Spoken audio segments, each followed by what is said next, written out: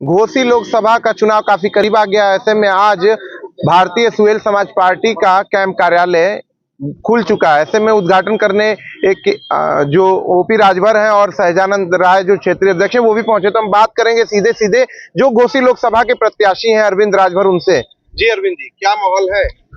माहौल बहुत अच्छा है, एकदम फिट है माहौल। क्षेत्र का भ्रमण एकदम जोरों से हो रहा है और क्षेत्र में अभी तक तो कहीं से विरोधाभास नहीं दिखा है। हर जगह जाने के बाद सभी लोग एकदम आशीर्वाद दे रहे हैं, कह रहे हैं कि भाई हम लोग पहले से तैयारी में हैं कि मोदी जी को प्रधानमंत्री बनाना है और घोसी में छड़ी को जिताना है। अच्छा, एक वीडियो काफी चर्चित रहा कुछ दिन पहले माफी मंगवाने का, उस पर क्या कहेंगे? आपने कुछ कहा भी था अभी। ऐसा है उस वीडियो को गलत तरीके से लोग प्रेजेंट कर रहे थे क्योंकि विपक्ष की मानसिकता ही दूषित है और ये हमारे संस्कार में है, क्योंकि हमारी दादी, हमारे दादा, हमारे माता, हमारे पिताजी ने जो संस्कार दिया है वही समाज में भी रहेगा। जैसा संस्कार वैसा उसका व्यवहार, तो मेरा वो व्यवहार रहा है। हम चुनाव मैदान में उतरे हुए हैं, हम अपने मतदाताओं से, अपने देवतुल्य कार्यकर्ताओं से प्रणाम नहीं करेंगे तो क्या करेंगे? लाठी लेके पीटेंगे? विपक्ष को ये बात समझना चाहिए। शायद विपक्ष, जैसे समाज जनता कह रही है ना, सपा की सरकार मतलब गुंडों की सरकार। सरकार तो चली गई, कहते हैं ना कि रस्सी जल गया लेकिन ऐठन नहीं गया। तो कहीं ना कहीं मेरा वो शिष्टाचार था, मेरा वो संस्कार था, जो संस्कार था हमने उसको दिया। हम कोई बनावटी नेता नहीं है कि समय समय पर बन जाएंगे। अरे हम जनजात नेता हैं और ऐसे खानदान में पैदा हुए हैं जहां संघर्ष से नेता बना गया है। तो संघर्ष करके यहाँ तक आए हैं, लोगों का आशीर्वाद लेकर के, लोगों के चरण छू करके, लोगों से गले मिल करके, लोगों से हाथ मिला करके, व्यवहारिक तौर पर लोगों का आशीर्वाद लेकर के अरविंद राजभर यहाँ तक पहुँचा हुआ है। और जिन लोगों ने इस वीडियो को एजेंडे के तौर पर रखा था, उनके तो जेहन में कूट कूट के भरा हुआ है। ये तो जनता ही तय कर देगी। हमारे झुकने को, हमारे प्रणाम करने को लोग माफी का कह दिए, ए अपमान हो गया, ये हो गया। तो मैं यही जानना चाहता हूँ, जो लोग विपक्ष के लोग हैं, हल्ला मचा रहे हैं, उनसे ये जानना चाहता हूं कि भैया आप जनता से वोटवा कैसे मांगोगे? क्या आप पैर नहीं छुओगे? क्या आप हाथ नहीं जोड़ोगे? क्या आप गले नहीं लगाओगे? तो आखिर कैसे मांगोगे?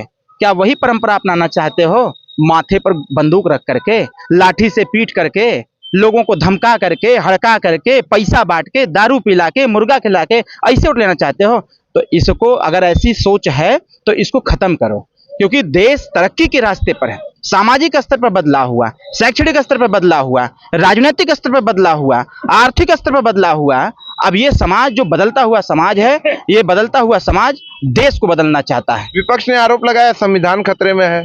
अरे महाराज, फिर कहते हैं ना, संविधान तो एक्चुअल में खतरे में ना हो, संविधान समाजवादी पार्टी के खतरे में हो। असली तो जैसे पार्टियां बनती है उसका संविधान बनता है और संविधान के अनुसार ही पार्टियां चलाई जाती हैं। मेरी भी पार्टी का संविधान है, हम अपने संविधान के अनुसार अपनी पार्टी को हम चलाते हैं। वो देश के संविधान की बात कर रहे हैं। अरे कुछ नहीं, वो देश की पार्टी अपने को मानते हैं तो उनका भी संविधान देश का हुआ ना। तो वो भारतीय संविधान के बारे में चर्चा नहीं कर रहे हैं, वो अपने संविधान के बारे में चर्चा कर रहे हैं। जनता को सचेत होना पड़ेगा, सजग होना पड़ेगा। वो भारतीय संविधान की चर्चा नहीं है, वो भारतीय संविधान की चिंता नहीं है। अगर भारतीय संविधान और की चिंता और चर्चा होती उनके दिमाग में, तो उनकी सरकार में जिस प्रकार से गरीबों के साथ भेदभाव हुआ, नौजवानों के साथ भेदभाव हुआ, महिलाओं का उत्पीड़न हुआ, दंगे पर दंगा हुआ, ये नहीं होता। ये भारतीय जनता पार्टी की सरकार, अभी हमारे नेताजी ने कहा ना कि 7.5 साल के कार्यकाल में एक भी दंगा नहीं हुआ, सभी लोगों को राशन मिल रहा है। जो जिनके पास झोपड़ी थी, जिनके सर पे छत नहीं था, उनको छत प्राप्त हुआ। महिलाओं का सशक्तिकरण किया गया, 50% आरक्षण प्राप्त हुआ। लघु कुटीर उद्योग के माध्यम से छोटे छोटे कल कारखाने, उद्योग धंधे बनाए जा रहे हैं। मतलब कि बेरोजगारी कैसे खत्म होगी, इस पे हमारी सरकार ध्यान दे रही है और यही काम तो मुझे यहाँ करना है। मऊ जनपद अपने आप में एक महान जनपद है। मऊ जनपद पूर्वांचल का राजधानी केंद्र बिंदु है। तो जब हमारा पूर्वांचल का केंद्र बिंदु अगर मऊ है, जब मऊ विकसित और विकासशील और विकसित नहीं होगा, तो ये जो लोग घूम घूम करके वोट मांग रहे हैं और धमकी दे रहे हैं कि ये कर देंगे, वो कर देंगे। अभी देखा नहीं आपने शिवपाल यादव जी का क्या बोला उन्होंने? शिवपाल यादव जी ने कहा कि वोट दे दो, नहीं तो फिर उसके बाद तो वोटवा बाद तो हिसाब होबे करेगा। कैसा हिसाब है? उनका, उनके भाषा में है, वही मंच से कहे थे ना कि अरे जो लोग वोट देंगे देंगे, नहीं देंगे तो बाद में हिसाब करेंगे ना। ये गुंडई वाली प्रवृत्ति नहीं चलने वाली है। हर एक युवा जागरूक हो गया है, अपने मान सम्मान, अपने रक्षा करने के लिए तैयार है। अपने सामाजिक, शैक्षणिक, राजनीतिक, आर्थिक स्थिति को बदलने का काम कर रहा है और यही बदलाव एक दिन देश का बदलाव आएगा। सत्ता में बार बार परिवर्तन जरूर होता था, लेकिन व्यवस्था में परिवर्तन नहीं होता था। मेरा मानना यह है कि एनडीए की सरकार ने सत्ता में तो परिवर्तन लाया ही लाया, परिवर्तन के सत्ता परिवर्तन के साथ साथ व्यवस्था में परिवर्तन लाया है, और शायद उसी व्यवस्था परिवर्तन की वजह से लोगों के पेट में दर्द हो रहा है। 80 की 80 सीटों पर आप दावा कर रहे हैं, वहीं जो आपका विपक्ष है वो भी अच्छी खासी सीटों पर दावा कर रहा है। कैसे इस दावे को आप सही साबित करेंगे? अरे भाई, 2022 में अखिलेश यादव जी दावा कर रहे थे, पूर्वांचल एक्सप्रेसवे से एक यात्रा निकली थी, उन्होंने कहा था कि मतलब इस बार 400 सीट जीतेंगे हम। आपके भारत समाचार पर ही चला था, ये खूब चलाते हैं, भारत समाचार खूब दिखाते हैं। तो जरा पिछले बयान को भी उनको ला दिया जाए कि वो कहे थे कि 400 सीट जीतेंगे और लोग पानी पीटेंगे। 400 सीट जीतते थे अगर ओम प्रकाश राजभर जी साथ नहीं रहते, हम लोग अपनी ताकत का अंदाजा नहीं कराए होते। आप आकलन करिए ना भाई चुनाव का। कहते हैं कि समाजवादी पार्टी पश्चिम में बहुत मजबूत पार्टी है, पश्चिम में चारों खाना चित्त हो गए। पूर्वांचल में हम लोग खड़े थे, दही के एकदम टाइट व्यवस्था पकड़े रहे।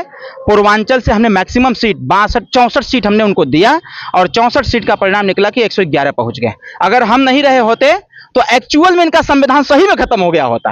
वो तो हम लोग रहे कि बच गया, लेकिन इसमें बचने वाला नहीं है। 80 की 80 जीतेंगे। ये थे अरविंद राजभर, जिन्होंने 80 की 80 सीटों पर दावा किया है। साथ ही जो अपना इनका विपक्ष है उस पर भी निशाना साधते हुए कहा कि आने वाला जो समय है वो बताएगा कि कितनी सीटों पर भारतीय जनता पार्टी का गठबंधन है वो अपनी जीत दर्ज करेगा, या इंडिया गठबंधन जो लोकसभा चुनाव में देखना होगा कि काफी कांटे की टक्कर होगी। समाचार के लिए नॉर्थन शर्मा, मऊ।